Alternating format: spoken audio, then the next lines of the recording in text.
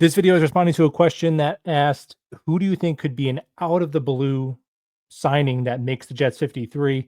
Or what position should the Jets be looking at as we get down to cut down day? So, cut down day is definitely a little bit overrated. The amount of talent that shakes free is not necessarily always much better than what we have on the bottom of our depth chart here. So, I'm thinking of the 53 names on that initial 53, probably 52 of them we already know. Maybe there'll be one dude. And if I could pick one position, it would actually be offensive line depth, not wide receiver, not defensive tackle. Offensive line depth would be my position to go for. Let me know what you think it should be in the comments below. And the reason I pick offensive line depth is that I'm looking at, just from a fan perspective, what my hopes are for this Jets season is I want to end the season feeling like, hey, we have a coaching staff. We have a coaching staff that can actually make the outcome of the team's win total equal to or higher than the talent. Because the previous 3 or 4 years, it's been the opposite. I critiqued Joe Douglas a lot. I think it's fair play. But make no mistake, in my opinion, he did a better job accumulating talent than the coaches did utilizing that talent to win. So we got to get a coaching staff that can actually at least meet the talent level, hopefully exceed it. Okay, that's number one. The number two is, can Justin Fields add his name to that pretty short list of quarterbacks, but a couple recently that have popped past year 4 into year 5 as late bloomers who maybe finally got put in a situation that was a little bit better for them. Those are the main two things. Everything else, some development from young players, Membu, Mason Taylor, that will work itself out if the first two things happen. Right now, when I'm looking at this roster and I'm looking at things that could reasonably be improved. Again, we're talking about the margins of our depth. We're not getting Micah Parsons here on cutdown day, right? It would be offensive line depth. And I think that there's a lot of talk about wide receiver 2. Fields doesn't have enough weapons. If Garrett goes down, we're screwed. Yeah, if Garrett goes down, we're screwed. I'm not arguing with anyone on that. That's the case for most teams with their number one pass catcher. Not everybody is the Tampa Bay Buccaneers. Most teams, they lose their number one dude, and they're going to be hurting pretty damn bad.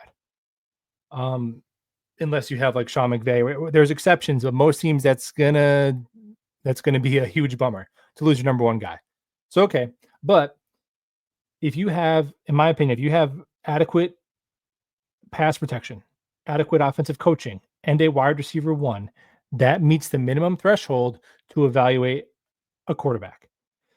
A really good wide receiver 2, that's a bonus. Not having that is more of an inconvenience, whereas not having an offensive line or a good offensive coordinator is a death sentence for a QB.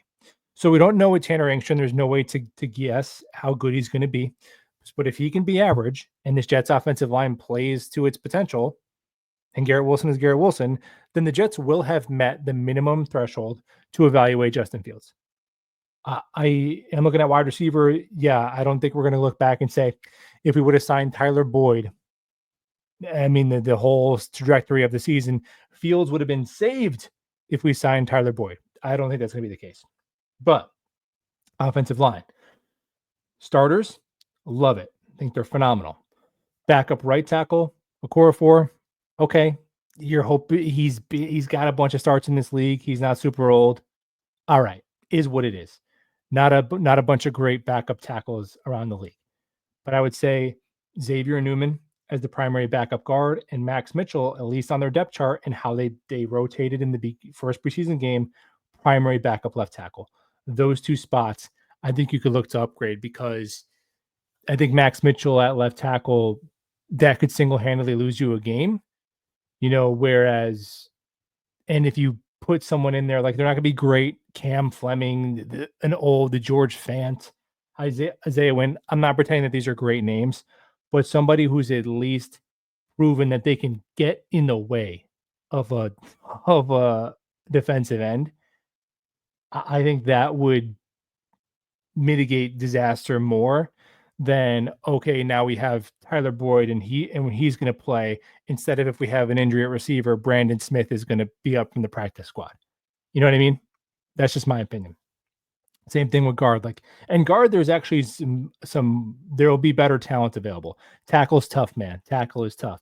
But you got guys like Reisner and John Feliciano um, out there. There might be somebody who's cut. You know, guys who are older, no longer starters, um, but have a bunch of starts under their belt and maybe could give you a little bit more than Xavier Newman. I don't know. Maybe Xavier Newman is crushing it in camp. This is just going off what we know about these guys so far, but um, that would be the spot to me, man. That would be the spot is like, let's just make sure that within reason, in terms of resources, the protection is squared away. And if you know what, we got to live with Tyler Johnson being wide receiver 3, then so be it. But let's just make sure that's squared away because the offensive line, I think starters I like. Myers is a good number 6. Um, and nobody has 9 or 10 good offensive linemen, but can you upgrade your number 7 or 8 offensive linemen? I think that would be the most reasonable goal. Now, other spots that you could do, you know what? I gotta be honest, wide receiver is one everyone says. I just don't see it, man, because I'm looking at this list, guys. Like I'm telling you, Amari Cooper. Maybe I'm wrong, and he signs with a team if a week before the season, and he goes out and looks like a wide receiver 1 again. Amari Cooper is to wide receivers in 2025 what Dalvin Cook was to running backs in 2023, man. I just have a hunch about that. Like those legs looked gone in Buffalo at the end last year, and he's still a free agent. He's still a free agent, you know. Um, Tyler Boyd, Gabe Davis, his medicals must be atrocious. The timing of his release and that Jacksonville ate that dead money, and he's had workouts and nobody signed him. Gabe Davis medicals must be cooked. Uh, yeah, they're better than Josh Reynolds. I really don't know. I don't know if they're better than Josh Reynolds. I'm gonna be honest. If Josh Reynolds was cut today, he'd be signed tomorrow. Those guys are still free agents. I don't know what to say, man. I don't think there's a receiver that's coming in here and changing the trajectory of the season. Now, if you want to go back and say they should have signed somebody for 15 million in the offseason, they should have drafted a receiver in the first round instead of waiting to round 4. That's fine because those things would make a big difference.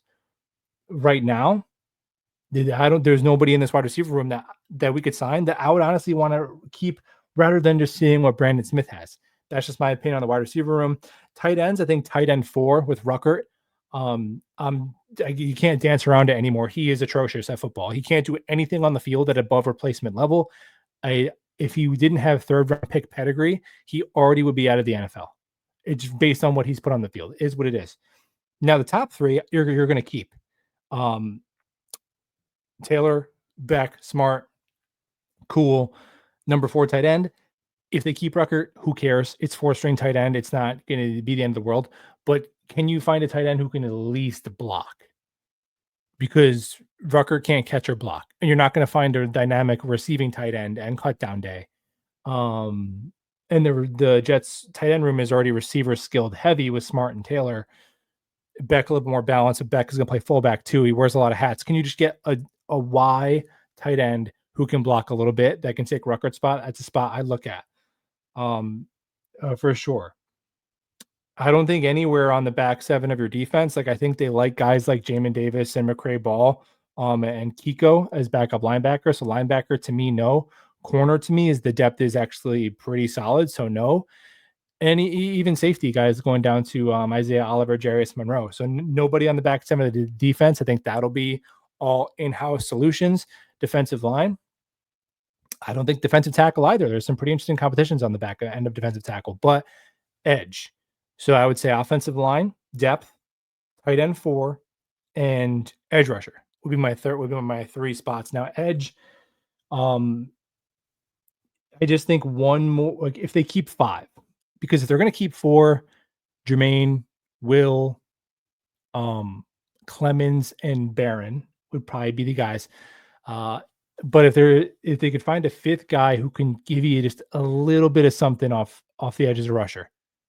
Again, it's a scarce skill set. There's not going to be a ton of great options, but Watts has been really impressive as a run defending edge in limited samples in both preseasons and when he played last year. Like legitimately, I'd say has the potential to be an excellent run defending edge that definitely there's a role for him in the NFL. But when you're looking at him and Clemens together, I mean, it's it's tough to roster 2 edge players who are kinda just 275-pound dudes who you want to set the edge and just have no juice and no bend. Uh, so if you're looking at getting off the field on 3rd down and Jermaine isn't able to play the full amount of snaps, obviously Will is a beast. Quinn and Leonard Taylor on the interior be okay. Is there one other dude that can give you 25% of the reps at edge who can sometimes win a one-on-one edge rush matchup? It's more of a maybe. That's just a spot that I would look towards because maybe it's Braden McGregor, but that could be a spot. Rashad Weaver was talked up in the OTAs, but he's done nothing. So those would be my 3 spots. Offensive line depth, both at tackle, left tackle, and guard, because Myers doesn't play guard. Tight end 4 over Rucker. And then if they keep a 5th edge, somebody who can give you a little something. I'm talking 3.5 sacks and 28 pressures on the year. Can you find that somewhere? And we'll talk all soon.